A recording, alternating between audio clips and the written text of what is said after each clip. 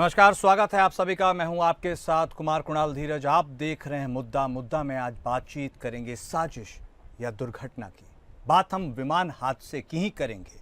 अहमदाबाद से लंदन जा रहा एयर इंडिया का विमान AI-171 गुरुवार दोपहर करीब 1:40 पर क्रैश हो गया। इस विमान हादसे में विमान में सवार 242 यात्रियों और क्रू में से सिर्फ एक व्यक्ति ही जीवित बच पाया। यह air India Boeing 787 dream liner विमान बड़ा एयरक्राफ्ट है। बताया जा रहा है कि यह 11 साल पुराना एयरक्राफ्ट है। गुरुवार दोपहर 1:30 पर टेक ऑफ से पहले यह रनवे के बीच में था। सैटेलाइट इमेज के आधार पर 1:38 में प्लेन रनवे के आखिरी हिस्से में था। प्लेन टेक ऑफ कर चुका था। प्लेन ने टेक ऑफ किया और समुद्र तल से 625 फीट ऊपर प्लेन ने अपना सिग्नल खो दिया। एयरपोर्ट समुद्र तल से करीब 200 फीट ऊपर है, यानी प्लेन एयरपोर्ट से करीब 400 फीट ऊपर तक उड़ा। करीब 8 मिनट तक प्लेन का सिग्नल एक्टिव रहा और 1:40 पर प्लेन क्रैश हो गया। अगर इसकी वर्टिकल स्पीड देखें तो प्लेन 400 फीट प्रति मिनट की स्पीड से नीचे गिर रहा था। इस दौरान पायलट के पास कुछ करने के लिए 1 मिनट का भी समय नहीं था।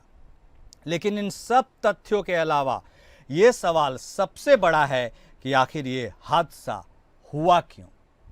एयर इंडिया की दुर्घटना में एक पहलू यह भी है कि विमान का रखरखाव ठीक से नहीं किया गया। इसी विमान में दिल्ली से अहमदाबाद आए एक यात्री के अनुसार विमान में कुछ गड़बड़ी थी। दिल्ली से उड़ान भरने के दौरान विमान में कुछ अप्रत्याशित आवाजें आई थी, लेकिन शायद इस पर अहमदाबाद पहुंचने पर ध्यान नहीं दिया गया। हालांकि दिल्ली में एयर इंडिया के सैट्स ने इस विमान की जांच की थी। विमान दिल्ली से अहमदाबाद आया और अहमदाबाद से लंदन जाने के लिए उड़ान भरने के बाद यह दुर्घटना हुई। एक और बात यह है कि ओवरलोडिंग और सामान का कुप्रबंधन भी इस दुर्घटना का कारण हो सकता है। विमान का रखरखाव एजेंसी ठीक से काम न करना भी शायद इसकी वजह हो सकती है। विमान हादसे से पहले इंडिया लीगल ने एक खास पड़ताल की थी, जिसमें पता चला था कि किस तरह विदेशी कंपनियां एयरपोर्ट्स में कार्य कर रही हैं और किस तरह इससे सुरक्षा व्यवस्था में सेंध लग सकती है। भारत सरकार ने तुर्की के firm Celebi airport services India private limited का लाइसेंस रद्द कर दिया था। इंडिया लीगल के तमाम सवालों का एयर इंडिया ने जवाब नहीं दिया। अब जब एयर इंडिया का विमान हादसाग्रस्त हुआ है तो इन सवालों का जवाब मिलना और भी जरूरी हो जाता है। तो आखिर हम जानने समझने की कोशिश करेंगे ये जो हुआ क्यों हुआ, इसके संभावित कारण क्या हो सकते हैं और क्या इसे टाला जा सकता था। बिना वक्त गवाए चर्चा की शुरुआत करते हैं। हमारे साथ हमारे दो खास मेहमान जुड़ चुके हैं। हमारे साथ एविएशन एक्सपर्ट डॉक्टर वंदना सिंह जी जुड़ चुकी हैं। हमारे साथ राजीव रंजन सर भी जुड़ चुके हैं APN के तरफ से। आप रेजिडेंट एडिटर हैं। आप दोनों खास मेहमान का स्वागत है। सबसे पहले शुरुआत डॉक्टर वंदना सिंह जी आप ही के साथ, इस सवाल के साथ। आपको तो बहुत अनुभव है, इस पूरे सेक्टर को बहुत करीब से आपने देखा और समझा है। आखिर ऐसा क्या हो गया कि विमान ने टेक ऑफ करने के बस कुछ ही पल के बाद धराशायी हो गया? आप इसमें क्या कुछ देखती हैं, किस लापरवाही को असेस कर रही हैं? शुक्रिया आपके चैनल में मेरे को इनवाइट करने के लिए। मैं पूरी कोशिश करूंगी जितना हिंदी में बात कर सकूं करूं जी। इस समय काफी ज्यादा स्पेक्यूलेशन चल रहे हैं, हर तरीके से थ्योरी चल रही है। फ्लाइट डेटा रिकॉर्डर हमारा रिसीव हो गया है, बट अभी हम ऑडियो रिकॉर्डर ढूंढ रहे हैं, कॉकपिट रिकॉर्डर ढूंढ रहे हैं, सो दैट ये सारी सब कुछ सीक्वेंसिंग ठीक से हो जाए एंड धीरे धीरे करके फैक्ट्स बाहर आए। ये भी हमें मालूम है कि there is a full probe on along with the DGCA कि ये there's a Boeing expert team जो आ रही है, there's a team that's coming in from Britain because there were more than 53 nationals of Britain that were on this flight, and we have experts coming from the US to help us as well in the investigation ताकि ये तीव्र हो और ताकि within a week 10 days to 2 weeks कुछ ना कुछ conclusion निकल पाए कि ये क्यों हुआ। तो पहली बात तो मैं आपसे ये कहूंगी that dream liner 737 787 dash series, this is a very healthy aircraft, robust इसका रिकॉर्ड है, एक्सीडेंट्स इसके हुए नहीं हैं, और ये बहुत ज्यादा डिमांड में है to Boeing and lot of countries, lot of airlines ये जहाज को, इस इक्विपमेंट को ऑर्डर कर रहे हैं।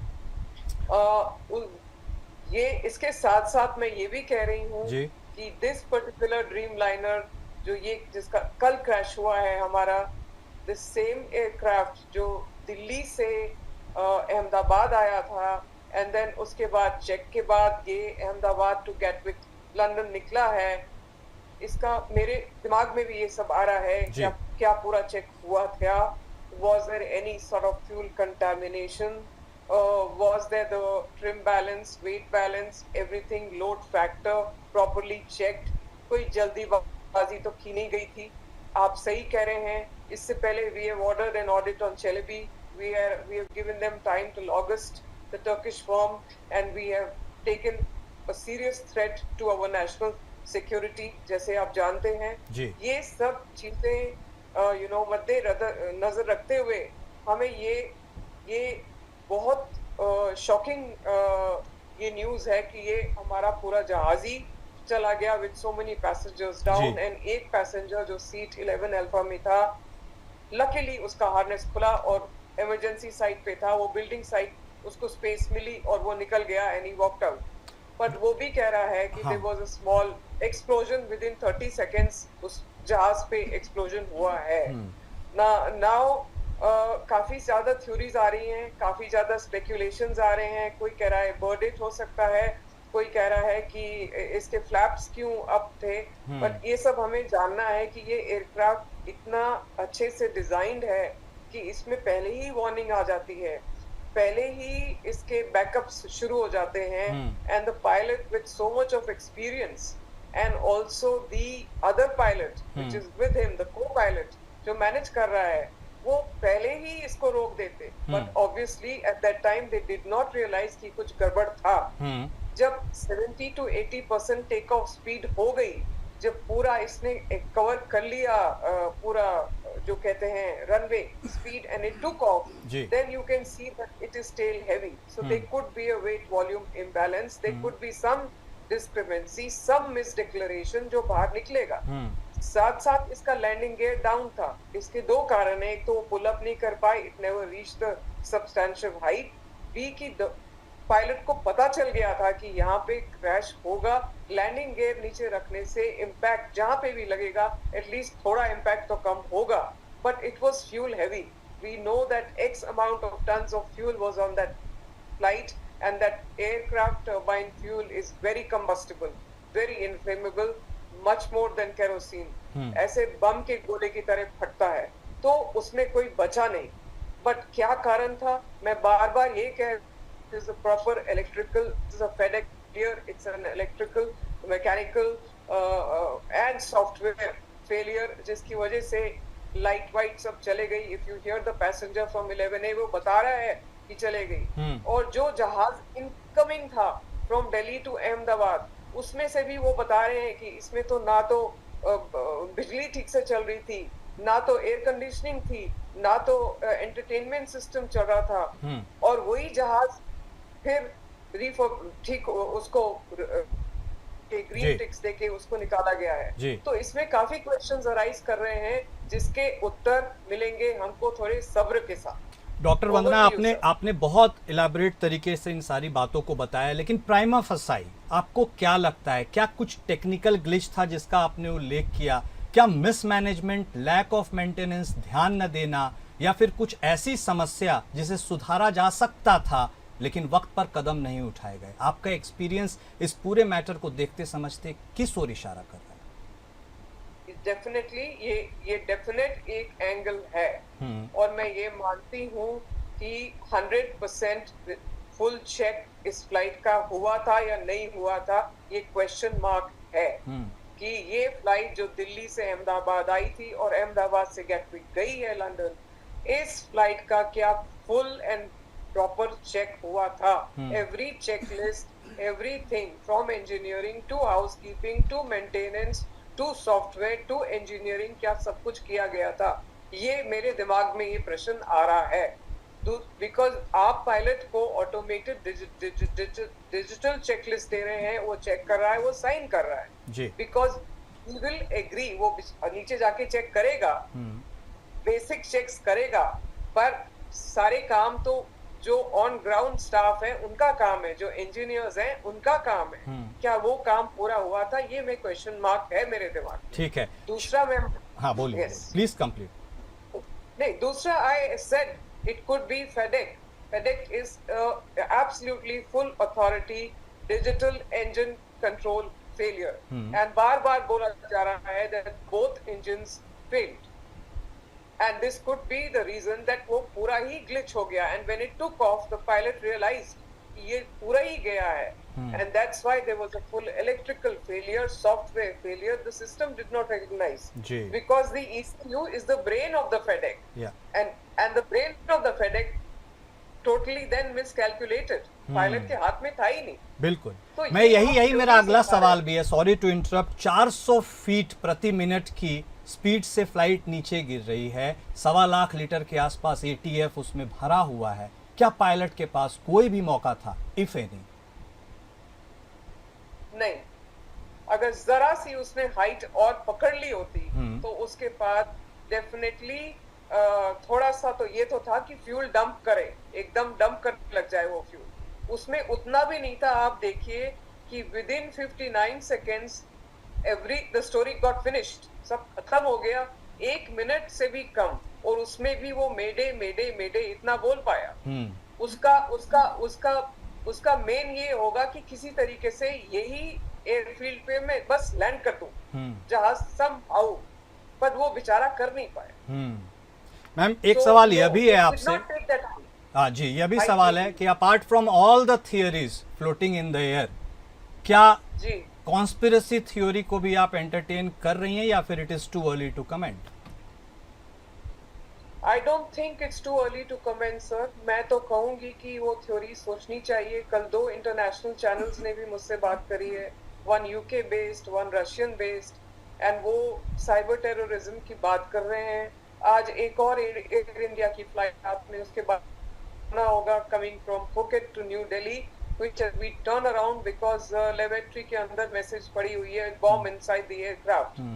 तो ये बॉम्ब वाला किस्सा तो एक के बाद एक कुछ महीने पहले हुआ है, वी ऑल नो दैट ये हुआ है, पर मैं कॉन्स्पिरेसी थ्योरी को बिल्कुल रूल आउट नहीं कर रही हूँ। इधर नेशनल सिक्योरिटी के अगेंस्ट कुछ भी हो सकता है हमारे देश में, एंड ये जो हादसा है, ऑफ कोर्स ये हादसा जो कल का है और ये आज का हादसा जो है बॉम्ब थ्रेट का, ये 2 अलग हादसे हैं। I want to treat it differently. Same time मैं ये नहीं कह रही कि ये कॉन्स्पिरेसी थ्योरी नहीं हो सकती है, जरूर हो सकती है। एक अंतिम सवाल आपसे, मुझे जानकारी है, आपको वक्त का अभाव, एक अंतिम सवाल यह है, क्या in any condition fuel supply को रोका जा सकता है? फ्यूल सप्लाई को रोका जा सकता है, वही मैं कह रही हूँ ना, जब when the FedEx comes, when there is a total system mechanical electrical software failure, तो वो अपने आप ही इफेक्ट कर जाता है फ्यूल सप्लाई, अपने आप ही स्टॉप। तो फिर तो ये तो हो ही गई है, तब पायलट बेचारा क्या करेगा? ठीक, कुछ नहीं कर सकता। ठीक है, बहुत धन्यवाद आपका डॉक्टर वंदना सिंह जी हमारे साथ जुड़ने के लिए और हमारे दर्शकों को ये सारी जानकारी डिटेल में देने। राजीव जी, जो हुआ बहुत दुखदाई हुआ, लेकिन क्यों हुआ यह भी जानना बेहद ज़रूरी है। हम सब यह जानते हैं कि एयर इंडिया का यह विमान था, लेकिन एयर इंडिया के CEO वो तो एविएशन सेक्टर से आते हैं, लेकिन अन्य 2 लोग जो ऑपरेशन और कमर्शियल संभालते हैं, उनको इसके बारे में क्या उतनी जानकारी है? और क्या यदि वह भी इस तरह से एक्सपर्ट रखते या एक्सपर्टीज होती तो इसे रोका, टाला या समझा जा सकता था? देखिए, एयर इंडिया अगर हम नाम लेते हैं तो निश्चित तौर पर इसे हम मानते हैं कि भारत का एक गौरव था, और गौरव के साथ साथ ही बाद में अभी इसे किया गया जी। तो इन चीजों को देख कि अगर ये विमान दुर्घटनाग्रस्त होता है तो निश्चित तौर पर एक भारत को शाख पर बट्टा लगता है। बात अब ये है कि क्या एयर इंडिया पूरी तरह से इस जहाज उड़ान में या उड्डयन में पूरी तरह से किस तरह से सहायक रहा है या क्या क्या चीजें रही हैं, वो देखने वाली बात है। सीईओ जो है कैंपबेल है, वो जरूर है एविएशन सेक्टर से हैं और वो इसको पूरी तरह से चालन में सक्षम भी है। लेकिन दो और लोग, हालांकि उनका नाम लेना मुनासिब है जी सकता हूँ, लेकिन और लोग हैं जो कमर्शियल ऑफिसर जो हैं, जो चीफ कमर्शियल हैं वो, और दूसरे व्यक्ति हैं जो कि खास करके ग्राउंड हैंडलिंग में है। उन्हें अगर देखा जाए तो वो लोग किसी भी एविएशन सेक्टर से नहीं है। नहीं होने के कारण जैसे जैसे अगर मेंटेनेंस, क्योंकि कोई भी जहाज चलता है तो उसको बगैर मेंटेनेंस के अगर चलाएं तो कितना दिन चल सकता है, 1 या 2 दिन या 5 दिन या 10 दिन ऐसे। लेकिन जो भी बोइंग है वो हाई मेंटेनेंस जहाज है। हालांकि देखा जाए कि जितनी उतने सर्विसेज देता है उसी हिसाब से उसको मेंटेन रखरखाव की भी जरूरत होती है। तो एयर इंडिया के सूत्रों के हवाले से मैं ये बात साफ जाहिर कर रहा हूँ, पूरे अगर देखा जाए तो इस बात को पूरी कई सबूत भी हैं।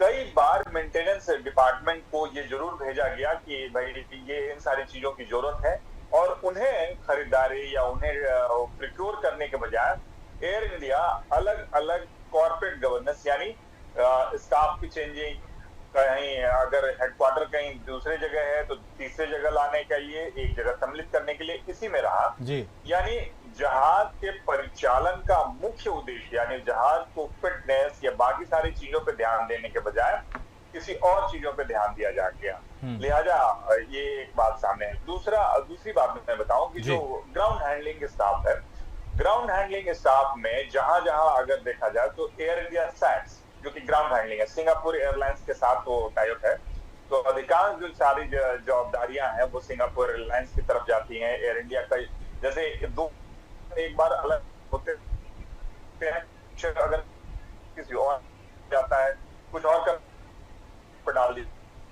एविएशन में ये किसी और पे भार डालने वाली बात नहीं हो सकती है। और उड़ा था अहमदाबाद के लिए था कि इसके एसी काम नहीं कर रहे हैं, इसके लाइट्स काम नहीं कर रहे हैं, इसका कम्युनिकेशन सिस्टम यानी अगर देखा जाए तो एंटरटेनमेंट सिस्टम है वो काम नहीं कर रहा है। अगर ये सारे सिस्टम काम नहीं करे तो उसी समय फ्लाइट को वहां रोक के इसके बाद उसको पूरी तरह से ठीक करने के बाद गो थ्रू करना चाहिए था। लेकिन वो ध्यान नहीं दिया गया, वहां से गो थ्रू हुआ, गो थ्रू आने के बाद फिर यहाँ आया। अब एक बात रहती है कि ग्राउंड हैंडलिंग स्टाफ भी जो लोड किए जाते हैं, सामान लोड किए जाते हैं, आपको याद होगा कि एक नेपाल में एक दुर्घटनाग्रस्त हुई, विमान दुर्घटनाग्रस्त हुआ था एयर इंडिया का यहाँ। उसमें था कि जो सामान लोड किए गए थे एक साइड की तरफ झुक गया और वो रनवे पे उसी तरह से स्किप कर गया और वो विमान दुर्घटनाग्रस्त हो गया, जिसमें लगभग 172 लोग की फिर जान चली गई थी। वही अगर देखा जाए तो केरल में एक दुर्घटनाग्रस्त विमान हुआ था 2010 में, वो भी रनवे से स्किप कर गया और नीचे गिर गया खाई में। और क्योंकि लोड जिस तरीके से है, जो अब जहाज जिस वेग से चलता है उसी वेग से उसके अंदर के सामानों की भी गति होती है।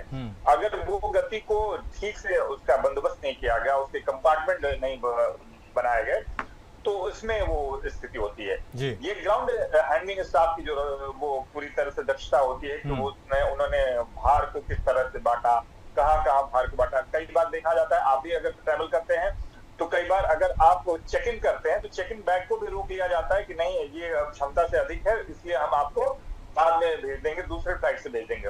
ये सुरक्षा के लिहाज से देखा जाता है। लेकिन ये चीजें यहाँ नहीं देखी गई क्योंकि फ्लाइट दिल्ली से अहमदाबाद, अहमदाबाद से फिर ब्रिटेन जाना था। ये सारी चीजें ध्यान में नहीं दी गई। जैसे आम दिनों की तरह चलता है उसी तरह से चलता गया और ये एक हादसा हो गया। ऐसे हादसे और भी हो सकते हैं अगर ये लोग न चेते तो, क्योंकि जिस तरीके से फिटनेस पर सवाल उठ रहा है, जिस तरह से ग्राउंड हैंडलिंग पे सवाल उठ रहा है, ग्राउंड हैंडलिंग में दूसरी कंपनियां, बाहर की कंपनियां होने के चलते भी एक सुरक्षा पे भी सवाल उठता है। तो कई सारे सवाल हैं जो कि ये ट्रिगर करते हैं और ये जो हादसा है कई और दिशाओं में भी दिखाई दे रहा है कि भाई कहाँ हम कमी पे हैं। ठीक कह रहे हैं आप। और इंडिया लीगल ने एक पड़ताल भी की थी इसको लेकर, however satisfactory response air India के तरफ से आया नहीं था। तो आप जिस ग्राउंड ऑपरेशंस के बारे में चर्चा कर रहे हैं उसमें बहुत सारे फॉरेन कंट्रीज और उनकी एजेंसीज के इन्वॉल्वमेंट को देख रहे हैं। वो एक थ्रेट तो है ही नेशनल सिक्योरिटी को लेकर, लेकिन अब इस घटना के बाद विदाउट इग्नोरिंग कॉन्स्पिरेसी थ्योरी, क्या अब यह ज्यादा बड़ा थ्रेट नजर आ रहा है और क्या हमें सचेत होने की जरूरत है? देखिए, जब ग्राउंड हैंडलिंग कंपनी में कोई बाहर की कंपनी आती है तो उसकी रिस्पॉन्सिबिलिटी, यानी अगर उसके कहते दायित्व तो वो बदल जाता है। अगर आप देखा जाए कि ग्राउंड हैंडलिंग की सबसे बड़ी अहम मुद्दा ये है कि जो ग्राउंड हैंडलिंग स्टाफ है या ग्राउंड हैंडलिंग कंपनी है, उसका एयरपोर्ट के हर क्षेत्र में एक्सेस होता है। एयरपोर्ट के एक्सेस के लिए अलग अलग चीजें बनाई गई है, यानी उसके कोडिंग दिए गए हैं कि कौन सा स्टाफ कहां तक एक्सेस कर सकता है, कौन सा स्टाफ किस दिशा तक जा सकता है। यानी अगर केवल ग्राउंड हैंडलिंग स्टाफ केवल कंज्यूमर को देखता है तो एयरपोर्ट के बाहर यानी लॉबीज वगैरह में जाता है, लेकिन जो ग्राउंड हैंडलिंग जो एयरपोर्ट की पूरी रख रखाव में मेंटेनेंस में रहते हैं वो एयरपोर्ट के हर दिशा में जाते हैं। अब वही हाल है कि अगर वो कंपनी बाहर की कंपनी है, आप हाल में अगर मैं नाम लेना चाहूँ तो सेल्बी जो तुर्की की कंपनी थी जिसको एविएशन सेक्टर ने उसका लाइसेंस भी कैंसिल कर दिया, और जिस तरीके से युद्ध का एक माहौल बन गया था और जिस तरीके से भारत पाकिस्तान के बीच में तनाव थी और तुर्की ने खुले तौर पर कहा था पाकिस्तान को समर्थन के किया था, तो वो एक बात जरूर थी जिसको लेकर ये कदम उठाया गया विमानन मंत्रालय की तरफ से और उन्हें बैन कर देगा। अब ये है कि अगर एयरपोर्ट के हर सेक्शन में उन स्टाफों की वहां तक पहुंच है, वहां जा सकते हैं, तो ये कभी भी खतरा हो सकता है। आमतौर पर ये भी होता है कि जैसे जिस कंपनी को दिया गया कि भाई आप ग्राउंड हैंडलिंग के लिए उन्हें परमिशन दिया गया, तो एक पूरे एयरपोर्ट का नक्शा जो होता है वो उस कंपनी को मुहैया कराई जाती है, और वो नक्शा जो है वो कंपनी के हेडक्वार्टर में जाता है। निश्चित तौर पर हेडक्वार्टर तो यहाँ है नहीं, अगर वो कंपनी विदेशी कंपनी के साथ में साथ तो हेडक्वार्टर तो है नहीं, तो वो रिस्पॉन्सिबल कहाँ होगा? अब वो नक्शे का इस्तेमाल किस तरीके से होगा, जिसे न हम जानते हैं, ना आप जानते हैं, ना एविएशन मंत्रालय जानता है, क्योंकि नक्शा तो दे दिया गया और इसके बाद उसका इस्तेमाल कहाँ होता है।